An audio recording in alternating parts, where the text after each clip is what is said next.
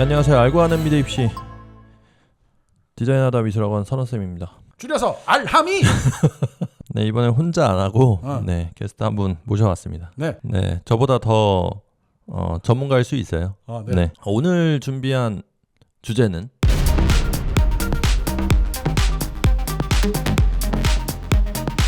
홍익대학교 미술활동 보고서 GPT 킬러 첫 도입.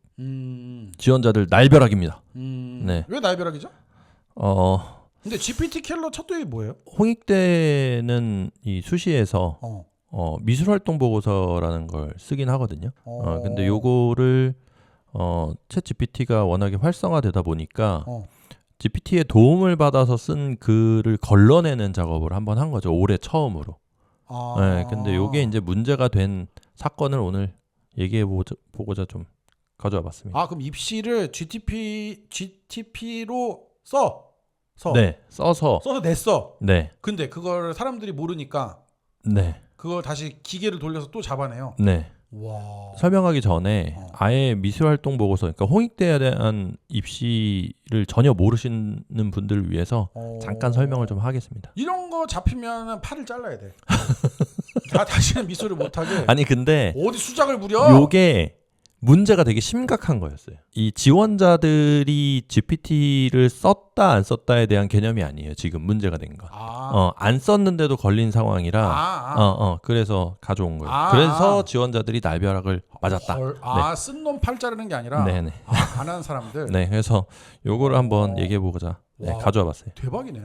제가 방송을 한 1년 넘게 쉰 것 같은데. 네.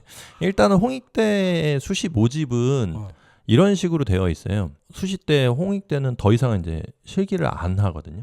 오직 서류로만 학생들을 선발을 합니다. 근데 이 서류는 우리가 고등학교 생활기록부에다가 미술 활동 보고서라고 해서 홍대가 만들어 놓은 양식에 맞춰 가지고 학생들이 이제 글을 쓰는데 본인이 고등학교 생활 중에 미술과 관련된 활동, 자소서 이런 거요? 자소서는 이제 자기를 소개하는 거고, 이거는 철저하게 미술에 관련된 활동을 본인이 이제 좀 더 구체적으로 쓰는 거죠. 그럼 뭐 취미나 이런 거 너 했니 뭐 이런 거? 그러니까 너 미술을 그렸니? 뭐 상 네, 받았니? 맞습니다. 네네. 조금 더 디테일하게 이제 얘기할 건데 일단은 문신 이런 건 안 쳐주죠? 네, 안 돼. 야, 게스트를 데리고 왔더니 아주 재밌어지네. 아니, 문신도 네. 그림이니까. 네.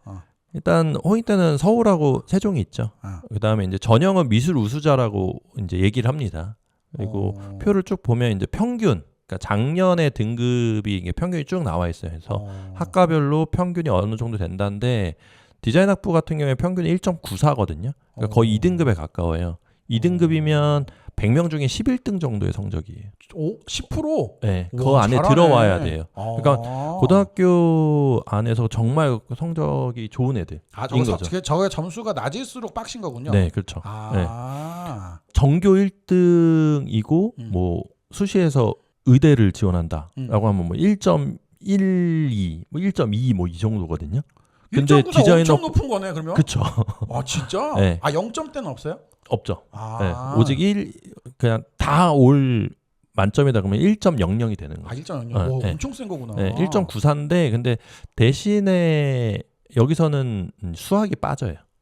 수학을 뺄 수 있어요. 미대는. 그렇지. 네. 그렇게 계산하는 사람들은 안 좋아해 홍대가. 머리 쓰고 그러면 안 돼. 그래서 이렇게 되고, 이렇게 학과 너무 많죠. 홍대 워낙에 미대가 유명하니까. 그렇죠. 그다음에 모집 인원이 쭉 있어요.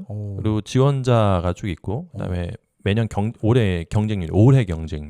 근데 이거는 우리 때는 등급이 되게 15등급까지 있었는데 난 아주 옛날 사람이라. 지금은 9등급까지 있어요. 9등급? 1에서 9등급까지. 네. 전형 반영 비율은 요 1단계에서는 모집 인원이 18명이면 여기서 3배수만 남기고 다 자르는 거죠. 1단계에서. 그다음에 2단계에서는 또 면접까지 뭐 보게 되는데 표가 그렇게 중요한 건 아니에요. 오늘은. 근데 중요한 거는 저는 올해 좀 봐야 될 거는 원래 매년 그렇지만 모집 인원이 471명이나 돼요. 홍익대가. 전체. 그리고 지원자가 3,000명이 넘는단 말이에요. 와. 근데 요번에 이 사태가 벌어진 게 8대 1이네 약. 네.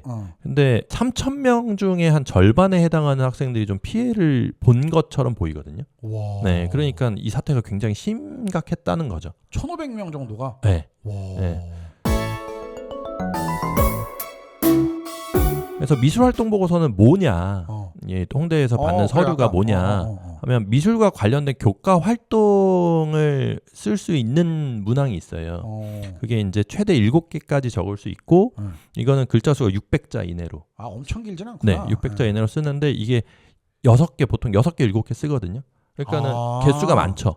사실 600자씩 6개 7개 쓰니까 3,600자네요. 네네. 총. 네. 미술과 관련된 교과는 뭐냐? 그러면 교과라는 거는 말 그대로 뭐 수학, 뭐 미술, 탐구, 영어 뭐 이런 거 안에서 한 미술과 관련된 활동을 알아서 쓰는 거예요.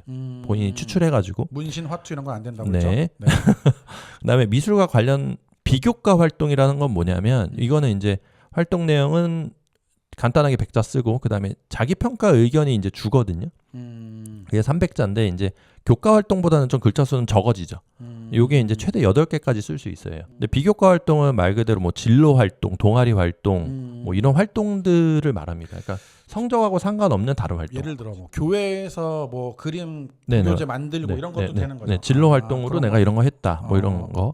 교과에서 최대 7개 그 다음에 비교과에서 최대 8개인데 이걸 더해가지고 총 12개를 쓰는 거예요. 그래서 교과에서 7개 쓰면 비교과는 5개가 되겠죠. 네, 이해했어요. 네, 그런 식으로 쓰는 거고. 근데 어떤 게 더 점수를 많이 받는 건 아니에요? 제 개인적으로는 비교과를 최대 8개 쓰고 교과를 4개 쓰는 거는 좀 저는 안 좋다고 봐요. 왜냐하면 글자 수에서 이미 차이가 나기 때문에. 그렇지. 좀 글이 좀 적으니까. 네, 보통 일반적으로는 교과 활동을 더 많이 쓰는 게 저는 좋다라고 제 경험상은 그게 더 좋다고. 좀 추천하는 방법은 7개에다가 5개. 보통 66이 좋아요. 66. 네, 66이 1번 선택지고 그 다음에 7개 5개 뭐 이렇게. 자, 활동 선택을 하는 팁이 있어요. 이건 저만의 팁인데 뭐 이렇게 안 하셔도 됩니다. 저만의 팁이 뭐야? 학원 팁? 그러니까 여기 제가 여태까지 했던 경험을 기반으로 한 팁.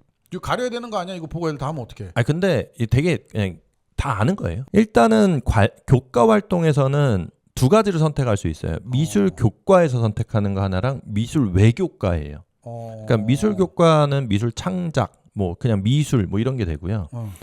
미술 외교과는 이제 영어, 수학, 탐구 이런 게 미술 외교과예요. 근데 저는 최대한 미술 교과에서 선택하는 게 좋다라는 게 1번 선택지고 그다음에 만약에 미술 외교과에서 자기가 선택을 해야 된다면 활동이 우수한 거. 그게 뭐지? 예를 들어 그러니까 뭐야? 우리가 그냥 너무 단순한 활동 말고 좀 오랜 기간에 걸쳐서 아니면 좀 깊이 있게 자기가 활동한 거를 쓰는 게 좋은데 여기서 아이들이 착각하는 게 뭐가 있냐면 제가 플러스 교과 등급이 우수한 거라고 써놨어요. 왜냐하면 교과라는 건 등급이 나오잖아요. 1등급부터 9등급까지 등급이 나오는데 내 활동이 되게 우수했어. 근데 여기서 교과의 등급이 5등급, 6등급짜리야. 이러면 저는 웬만해서는 빼는 걸 추천해요. 그렇죠. 불이익이 클 수 있지. 그러면. 왜냐하면 그렇지. 이게 생기부라는 건 학교에서 평가를 먼저 일단 한 거거든요. 그렇죠. 그렇죠. 그래서 요즘에는 그리고 시험으로만 성적이 반영되는 게 아니에요. 활동 플러스 그다음에 우리가 중간고사, 기말고사 해가지고 등급이 나오거든요. 근데 여기서 등급이 안 좋다는 건 학교에서 이미 평가를 높이 쳐주진 않은 거다. 그러니까 본인이 아무리 활동이 우수했다고 생각하더라도 평가자 입장에서는 그렇게 안 볼 수 있다라는 거예요. 네, 그래서 활동도 우수하면서 교과 등급이 그래도 한 3등급 안으로 들어오는 활동들을 선택하는 게 좋을 거다. 근데 미술 교과는 등급이 안 나와요. 미술 교과는 1에서 9등급이 아니라 A, B, C인데 보통 미술을 하는 애들은 A를 많이 받아요. 그렇기 때문에 최대한 미술 교과에서 선택을 하고. 게임은 S가 제일 좋은데 S는 없나요? S는 없어요. 네. 그래서 미술 교과에서 최대한 선택을 하되 부족하면 미술 외교과로 가는데 거기서는 활동 우수하고 등급이 우수한 걸 선택해라. 근데 만약 궁금한 거는 저게 만약에 예고 이런 데는 예고 애들은 미술 교과가 다 되죠. 그러니까 과학고 중에서 꼴등은 딴 학교 가도 잘하는 애들이잖아요. 예를 들어. 그러니까 그런 것도 좀 쳐줘요. 그러니까 네, 원래 이 학생부 종합 전형은 정양평가가 아니라 정성평가예요. 그러니까 정성스럽게 보는구만. 네. 그러니까 정성. 네, 정성평가이기 때문에 사실 그런 학교만의 레벨을 조금은 보완을 해주죠. 그다음에 이제 비교과 활동에서는 어떤 팁이냐면 활동이 우수하면서 자기가 지원하는 전공에 좀 맞는 활동을 해주는 게 좋아요. 그러니까 본인이 만약에 동양화야. 근데 활동은 디자인이야. 이러면 별로 안 좋은 거지. 그래서 최대한 그것도 좀 맞춰주는 거를 최대한 맞추는 게 좋아요. 그러니까 디자인과면 차라리 디자인에 관련된 활동, 일치를 일치하는 거, 최대한 일치하는 활동들을 선택하는 게 좋습니다. 그다음에 참여 기간이 좀 길고 참여 횟수가 좀 많은 거. 그러니까 하나의 활동인데 이 활동을 좀 오래 활동했거나 1개월이지만 여러 번 했어. 매일 했어라는 정도의 활동이면 좋다. 그러면 그냥 정리를 좀 하면 교과 외적으로 한 6개 정도의 활동이 있으면 좋은 거네요. 교과는 6개, 비교과를 6개 정도 쓸 수 있는 거네요. 네. 근데 거의 고등학교 3년 동안 거의 채워져요. 그러니까 비교과는 오히려 남는 경우가 많아요, 활동이. 미술 교과에서 채우기가 어렵죠. 네. 원래 일반고 기준으로는. 그래서 이제 미술활동 보고서는 기존에는 뭘 했냐면 유사도 검사를 했어요. 원래 자소서도 유사도 검사를 하잖아요. 그래서 요거를 이제 A, B, C로 나누고 그다음에 A는 5% 미만, 그다음에 B는 5% 이상 30% 미만, 그다음에 C는 최대 유사도 30% 이상 이렇게 해가지고 늘 이렇게 모집 요강에 공지를 하긴 했어요. 유사도가 너무 심하면 나중에 우리가 확인을 하겠다. 또는 소명자료 요청이 있을 수 있다라는 식으로 적어놨어요. 하긴 이게 미술활동 보고서는 자기가 그냥 쓰는 거죠? 네. 하긴 그러니까 논문같이 그렇게 빡시지는 않구나. 네. 근데 요게 왜 있냐면 이 홍대가 이 비실기, 이 서류를 뽑는 지가 꽤 오래됐거든요. 그러다 보니까 이 과거에 선배들이 썼던 걸 그대로 카피해서 쓰거나 문장들을 할 수 있기 때문에 기존에 이제 엄청 오랫동안 이 서류를 내왔던 데이터들이 있을 거 아니에요. 그렇죠. 거기서 이제 돌려보는 거죠. 그러면서 너 유사도가 너무 심해. 너 혹시 뺏긴 거 아니야? 라고는 할 수 있었죠. 함무라비. 네. 근데 이 유사도 검사를 제가 여태까지 받은 학생이 거의 없어요.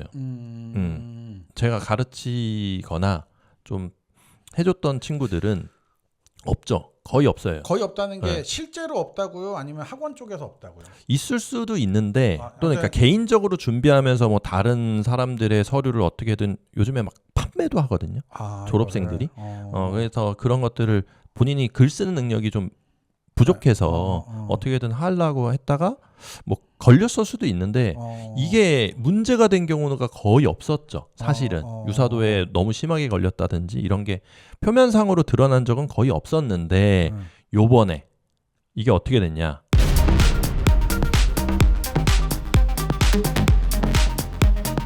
GPT 킬러 사태가 터졌어요. 요번에 이게 어떻게 된 거냐면 처음으로 홍익대가 이 GPT 킬러를 돌렸나 봐요. 네. 그래서 9월 30일 15시경에 문자가 와요, 지원자한테. 10월 2일 날 오후 5시까지 너네 이거 소명서 제출해. 라면서 소명서 양식이 하나 왔어요. 그러면 소명서를 제출하라고 왔다는 얘기는 지금 최대 유사도 30%에 걸렸다는 거죠? 네. 이게 처음으로 애들이 받다 보니까 왜냐면 올해 처음 돌렸으니까요. 그래서 대형 네이버 카페가 있어요. 이 미대생들이 엄청 몰려있는. 여기에 이슈가 이게 올라오면서 이 사태 파악을 한번 해봅니다. 유사도 100%? 네, 100%로 소명서 제출 요구를 받은 학생이 약 50% 정도로 집계를 됐는데 사실 카페에 모든 학생들이 다 오는 건 아니기 때문에 그렇지. 50%라고 얘기할 수는 없는데 일단 거기서 활동하는 애들 중에서 투표를 해봤더니 50% 정도는 되더라. 약 50%? 네. 엄청 많은데. 네. 그리고 이게 유사도가 100%예요. 그렇지. 100%는 말이 안 되지. 그냥 뺏긴 게인데. 네. 근데 이게 말이 안 된다고 애들도 많이 얘기를 하는 거죠. 어떻게 100%일 수 있냐. 그렇지. 뭐 35%, 40% 이래야 얘기가 되지. 네, 맞아요. 그리고 어떤 문장이 챗GPT가 활용했다는 명확한 설명이 없었고 그다음에 소명 방법을 정확하게 알려주지도 않은 상태였어요. 그리고 지원자에게 우리는 이 제출 양식은 일단 보냈으니까 이 안에서 자유롭게 해명해 라고 했는데 이게 3시에 터지고 7시 40분쯤에 홍대 입학처에서 GPT 표절검사 과정에 문제를 인정해요. 그러면서 소명자로 제출을 철회를 합니다. 그리고 사과와 함께 검사 결과는 반영하지 않겠다고 입장을 발표합니다. 이게 요번에 벌어진 일이에요. 이게 한 5시간 동안 난리가 났었겠네요. 네, 애들은 난리가 나죠. 이걸 받은 애들은. 그럼. 네.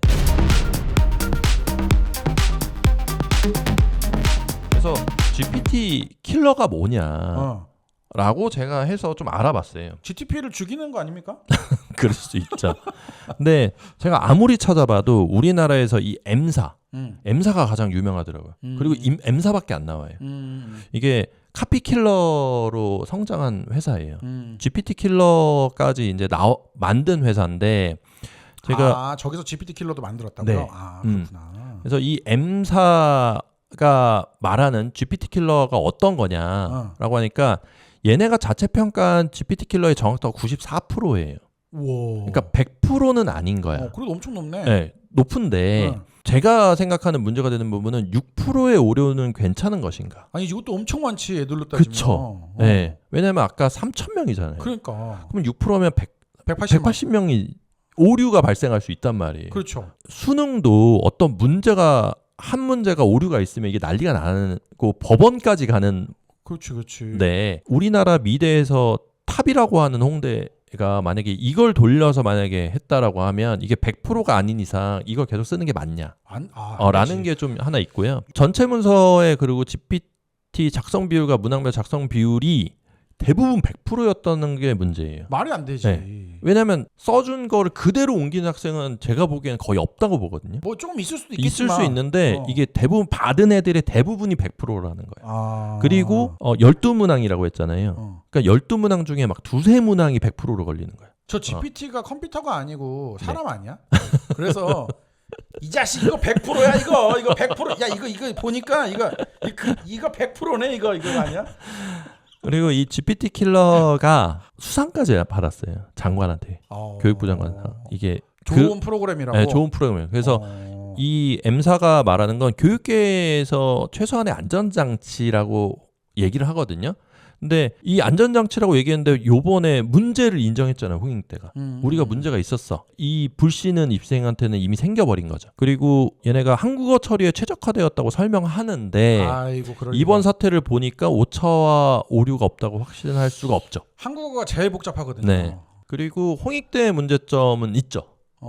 뭐냐면 홍익대에서 GPT 킬러 프로그램을 첫 도입을 했는데 여기 예고가 없었어요. 이게 그러면 딴 학교들은 안 하고 여기가 처음 한 거예요? 왜냐하면 대부분의 학교들은 자소서가 사라졌어요.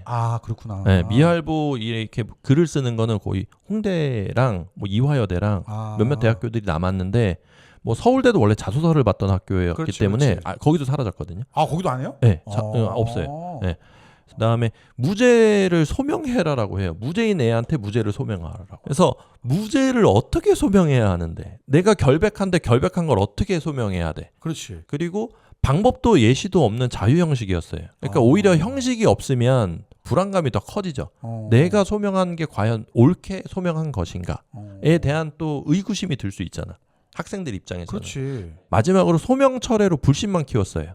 이게 뭐냐면 추후에 내가 이 문자를 받았는데 불합격을 했어 1차에서. 기분 더럽지. 그러면 내가 그것 때문인지 이것 때문인지 모르는 기분 더럽지 이게. 그렇지. 그러니까 차라리 소명하는 게 나았을 수도 있나? 라는 애들은 생각할 수 있지. 야, 되게 애매하다 이거. 네. 진짜. 네. 그래서 생각보다 문제가 심각해요.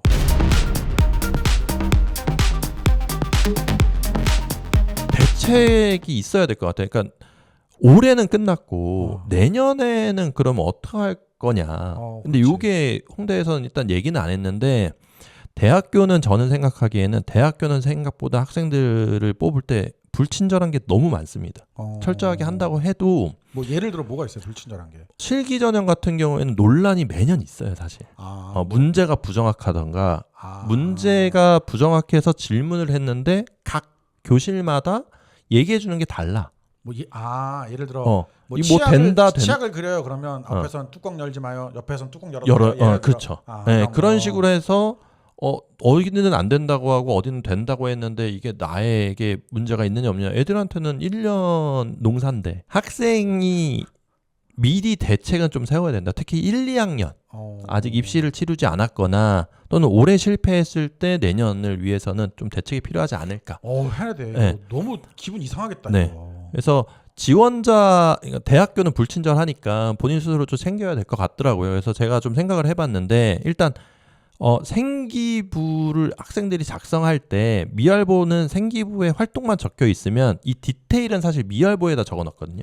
글을 다듬는 행위는 원래 미알보에서 하는 거였어요. 그렇죠, 그렇죠. 근데 이제는 이미 뭐 재수생이 지원하는 사람들은 조금 힘들 수 있는데 고1, 2는 생기부에 이미 좋은 문장으로 좀 집어 넣어야 될 것 같아요. 예를 들어 한두 개만 좋은 문장이 뭐예요? 예를 들어 뭐 어떤 활동을 했다가 아니라 이 활동의 의미나 좀 뭐 좀 디테일하게, 조금 더 디테일하게 또는 단어에 대한 선택을 고급지게 해놓는 게 좋을 거다. 예전에는 그냥 활동한 것만 적으면 됐는데 그치, 뭉뚱그려 놓고 디테일은 글로 미알보에서 풀면 됐는데 이제 그거보다는 앞쪽에서 먼저 그래야지만 이게 근거가 있어지는 거야. 와 이거 되게 또 애들 복잡하게 만든다. 왜냐하면 이게 GPT 킬러를 100%가 아니라 나중에 너 이 문장이 문제야라고 얘기할 수 있잖아. 홍대에서 좀 뭐 20-30% 걸리고 이 빨간 줄로 이 문장을 소명해라고 얘기할 수 있잖아요. 그때는 이 문장은 내 생기부에 있어 라고 얘기할 수 있는 근거가 마련돼야 된다. 동양어 같은 경우는 일필휘지로 그림을 그렸다. 어떻게 보면 이런 거 거지. 써놓는 거지. 난 한 방에 그린다. 이런 거. 그리고 우리가 미알보를 수정하면 덮어쓰기로 저장하는 경우가 많거든요. 근데 저는 이거를 계속 날짜별로 따로 저장해야 될 것 같은 거예요. 그렇지. 뭐 한글 파일이라 용량 되지도 않겠네. 네. 근데 왜 그러냐면 애들이 요번에 제가 판단하기에는 애들이 내가 이 활동을 한 사진이나 이런 것들을 자꾸 첨부해야 하느냐, 처음에 이거 소명하라고 했을 때. 근데 그게 아니라 활동 여부를 따지는 게 아니에요. 글을 변화하는 거. 글을 GPT의 도움을 받았냐 안 받았냐를 따지는 거였잖아요. 요번에 GPT 킬러라는 건. 그렇기 때문에 글의 변화 과정, 내가 글을 그동안 써오고 고치고 했던 과정을 계속 따로 저장해놔야 나중에 근거가 있지 않겠냐. 난 이런 고민 끝에 글이 나온 거니까. 좋은 방법이긴 한데 좀 귀찮다 정말. 네, 이게 귀찮을 뭐 하는 거예요. 짓인지 진짜. 그리고 유명 디자이너나 예술가의 말을 인용하는 거를 그 전에 많이 했었어요, 사실은. 내 활동을 조금 더 고급지게 표현하기 위해서 피카소 얘기도 하고 피카소는 어떤 얘기를 했어요. 뭐 이러면서 이렇게 그러면서 내 활동하고 좀 이런 게 거칩니다 이렇게 했었는데 이럴 경우에는 GPT 킬러에서 인용되었다고 나올 확률이 좀 증가할 것 같아요. 왜냐하면 올해 좀 주변을 보니까 이런 식으로 말을 인용한 학생들이 좀 많이 걸리긴 했어. 내 주변으로는. 그래요? 주변 봤을 때 좀 그런 부분이 있더라. 네. 그다음에 이 M사에서 운영하고 있는 카피킬러에서 확인서를 받을 수 있어요, 사실은. 그게 무슨 말이야? GPT 킬러의 확인서를 받을 수 있는지는 없는지는 모르는데 카피킬러에서는 받을 수 있더라고요. 거기서 내가 돌려가지고 GPT를 활용하지 않았다라는 확인서를 그 회사에서 받을 수 있는 거야. 근데 이게 비용이 들잖아. 그러겠지. 그리고 내가 확인서를 받아놨는데 미리 아니구나, 또. 내가 넣기 전에 미리 받아놔. 근데 이게 필요하지 않을 수도 있잖아. 그렇죠. 나는 안 걸리면. 그렇지. 근데 그렇지. 걸렸을 때는 가장 확실한 방법이긴 하지. 사실. 아니면 저걸 근데 거기다가는 못 녹여요? 어디다? 글에다가는? 뭐 예를 들어 뭐 카피킬러를 돌려봐. 안 돼요. 그럴 순 없죠. 왜냐면 자기 활동만 적는 거니까. 그래서 나중에 소명하라고 할 때는 요 방법이 가장 어떻게 보면 확실한데 비용이 들 수도 있고 필요하지 않을 수도 있다. 야, 저 12개 다 돌려야 되는 거냐? 만약에 돌릴 거면. 어떻게 보면 그렇죠. 꽤 들 수 있어요. 꽤 들 수 있어요. 생각보다. 그리고 지원자는 일단 챗 GPT를 활용하면 안 돼. 일단 활용하는 거를 애들이 그래도 몇몇은 한 것 같아요. 올해. 근데 웬만해서는 쓰지 말고 그다음에 단어와 문장의 어순에 대해서 좀 고민할 필요가 있어요. 너무 고급진 말이나 그러니까 보통 우리가 학생 수준에서 쓰지 않는 단어를 너무 쓰려고 하는 거는 좀 피해야 될 것 같아요. 근데 여기서 가장 큰 문제가 요 마지막이거든요. 홍익대에서 GPT 킬러를 그냥 내부적으로 활용하면 이게 문제가 심각해져요. 그러니까 차라리 외부 업체 올해처럼 그렇죠. 소명을 해라고 하면 준비된 방법으로 뭔가 해본다든지 할 수 있는데 왜냐면 요번에 소명하라고 하니까 난리가 났잖아. 그렇지. 그러니까 차라리 홍익대에서는 소명하지 말고 그냥 돌리고 걸린 애들 제격. 이래도 어쨌든 애들은 모를 거 아니야. 내가 능력이 안 돼서 내 글이 안 좋아서 내가 부족해서 떨어졌구나라고 생각할 경우가 더 많잖아요. 그렇기 때문에 이거를 사실상 내부적으로 활용하고 그냥 당락을 결정짓는다면 사실상 답은 없다. 이게 약간 카피킬러처럼 카피킬러는 어쨌든 저걸 걸러내는 게 있으니까 그 개념으로 썼다가 이번에 좀 이런 일이 일어나면 네, 맞아요. 이게 그게 좀 시스템이 다른데 네, 돌린 것 같아. 라고 그냥 내부적으로 결정하고 그냥 당락을 결정해버리면 학생들은 모르잖아요. 근데 아까 궁금한 게 아니라 이게 단어의 문장 이런 거 있잖아요. 어려운 문장 같은 거를 고등학생들이 쓰는 것들이 좀 있어요? 뭐 예를 들어 요거는 제가 좀 이따 얘기할게요. 이것도 그래요? 준비해놨어요. 네.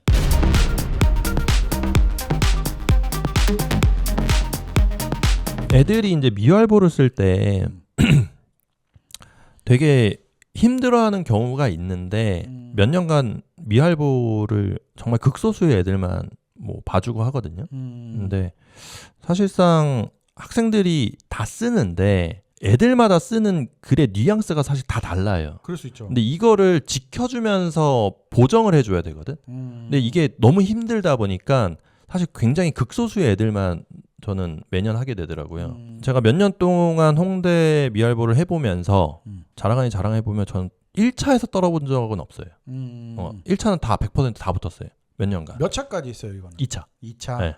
2차 하고 그다음에 최종 나오는데 1차에서는 이 미활보가 이제 거의 기본이죠. 그래서 애들이 이제 글을 쓴다니까 문어체를 굉장히 많이 활용하거든요. 근데 구어체도 적절히 활용해야 돼요. 왜냐면 그래야만 글이 잘 읽혀. 뭐 예를 좀 들어줘요. 뭐 어렵게만 얘기하죠. 문어체가 이게 뭐. 기본적으로 우리가 말을 할 때 쓰는 단어들은 좀 어떻게 보면 좀 쉽잖아요. 그렇죠. 근데 애들이 너무 꾸미다 보니까 너를 죽일 테다 이렇게 하는 거랑 구어체면 너 죽을래? 이거 아니야. 아니지. 그러면 뭐 사망의 길로 가시겠습니까? 뭐 이런 식인 거지. 그래. 약간 이런 거. 그런 식으로 굳이 쓸 필요는 없다. 그러니까 너무 어렵게 쓰지 말고. 너무 어렵게. 그러니까 문어체를 대부분 쓰는 게 맞아요. 글이니까. 근데 중간중간에 구어체적인 단어나 문장을 써도 사실 크게 무리가 없어요. 저는 그런 걸 좀 많이 얘기하거든요. 네. 좋네요. 무슨 그 다음에 짧은 문장이 가진 힘을 좀 믿어야 돼요. 학생들이.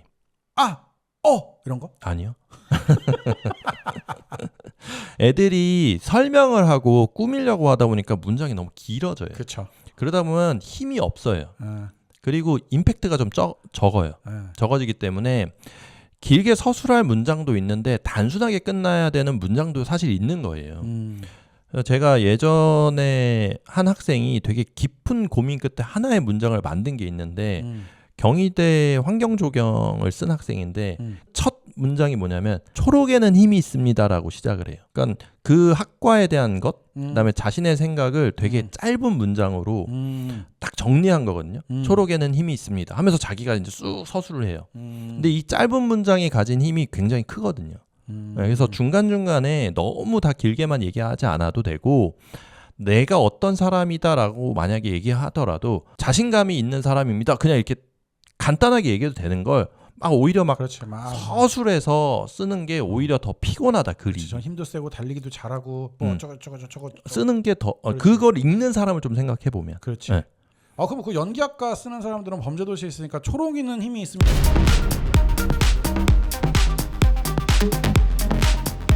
세 번째는 모든 것을 서술하여 설명하지 말기예요. 활동을 한 거를 너무 구체적으로 설명하는 글이 너무 많아요. 만약에 어떤 사람이 풍경을 본다라고 하면 풍경을 자세하게 설명하는 것보다 어떨 때는 오늘은 어떠한 습도였고 어떠한 정도의 냄새였고 보면서 어떤 상상을 했습니다라고 얘기를 하면 오히려 이걸 글을 읽는 사람은 그렇지. 구체적인 설명이 오히려 갖춰지거든요.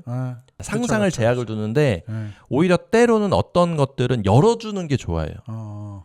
그래야지만 그치. 읽는 사람, 평가자는 이거를 본인의 경험으로 상상하게 되거든. T에서 F를 좀 써라. 그쵸. 그거 아니야. 네, 맞아요. 너무 T로 가지 말고. 네. 그래서 너무 모든 것을 설명하지 맞아. 않았으면 좋겠다. 그래. 된장찌개 같은 거 막 두부가 있고 뭐가 있고 고추가 떠 있고 감자가 떠 있고 이런 거보다 할머니 집에서 나는 냄새 예를 들어 그쵸, 그런 그렇게. 거 얘기를 좀 어떨 때는 그렇게 해주는 도움이 게. 많이 되는데 오늘? 그런 식으로 설명하는 게 오히려 더 평가자한테는 설득이 잘 될 수도 있어요. 그렇죠. 그리고 좀 네. 이게 왔다 갔다 해야 네, 한계가 맞아요. 되니까 네.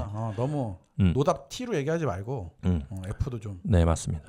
그리고 4번은 나라는 사람이 평가자에게 그려지는가를 좀 체크해 볼 필요가 있어요. 이게 뭔 얘기냐면 글을 읽는다는 것, 그 다음에 그림을 그려서 평가받는다는 건 뭐냐면 그림을 보고 그림을 교수가 가져가는 게 아니에요. 그림을 보고 학생을 뽑는 거라고. 그렇죠, 그렇죠. 그러니까 글도 마찬가지예요. 글도 글을 보고 우리가 소설책 다시 나 이 소설책을 고이 간직할 때야 영영 이런 게 아니라 이 미할보나 자소서 같은 거는 과거에도 이 글을 보고 이 학생은 어떤 성향의 학생이겠구나 평가자가 상상한단 말이에요. 좋은 말이네. 네. 그래야지만 이 사람을 1차에서 뽑고 싶고 면접을 하고 싶은 거거든. 내가 상상한 사람이 맞나? 그렇지. 네. 라고 면접에서 보고 싶은 건데 너무 그려지지 않는 애들이 있어. 글로만 그냥 쭉 모든 활동들을 그냥 해서 나라는 캐릭터가 없어. 글에. 전체적인 글에 아예 없어. 그러니까 그런 글은 사실은 저는 면접까지 뽑고 싶지 않아요. 그럴 수 있지. 이런 거는 사실은 누구한테 부탁하는 게 좋냐면 가족, 엄마 한번 봐봐. 나라는 사람이 그려져? 엄마가 알고 있는 나라는 사람이 이 글을 통해서 보여져? 그래서 요게 좀 저는 사실 거의 메인 핵심적인 맞아요. 글의 전체 뉘앙스가 이게 있어야 된다라고 보고 다섯 번째 요거는 좀 소소한 건데 조사를 뺄 수 있으면 빼세요. 조사 없이도 글이 이어지는 문장들이 있거든요. 근데 조사를 다 넣으려고 하는 애들이 있어. 근데 없는 게 훨씬 더 깔끔해요. 나 좀 짱 이런 거보다 나 짱. 그치. 아니 조사가 좀은 아니잖아. 좀이 조사가 을르리가 은는 뭐 이런 건데 근데 그거를 좀 다 안 붙여도 이렇게 읽히는 문장이 있어요. 그래서 조사를 뺄 수 있으면 빼세요. 그리고 어렵게 꾸민 단어와 문장보다 잘 읽히는 문장. 그러니까 아까 GPT 킬러에 안 걸리려면 너무 어려운 단어를 쓰는 경우도 있어요.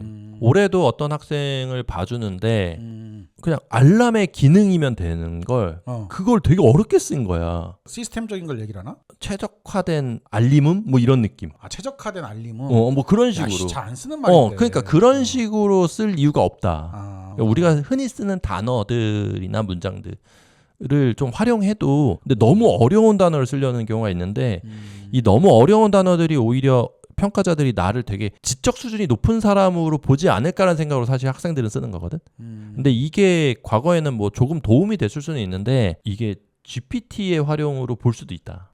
물론 GPT가 되게 발전해가지고 오히려 더 자연스럽게 자제반할 수도 있지만 할 수도 있죠. 네. 근데 되도록이면 피하는 게 좋을 것 같아요.